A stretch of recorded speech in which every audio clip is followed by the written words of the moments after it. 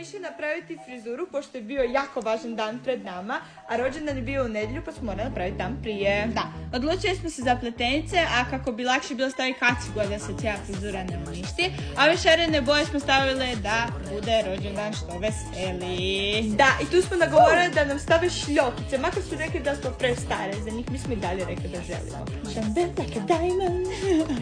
Rekli smo da moramo sjati i da svi znaju da je naš rođendan. Lune, onako si svi znali, nosila si cijelo vrijeme lenku. Outfit je bio ovako malo sportski, pošto je padala kiša, a rođendan je bio bani. Rođendan je bio na kartingu i paintballu. Došlo nam je puno prijatelja koji su pokazali da su jako hrabri jer su vozili karting čak i po kiši. Ja mislim da je karting bio svima fora jer smo klizili, driftali i tako to.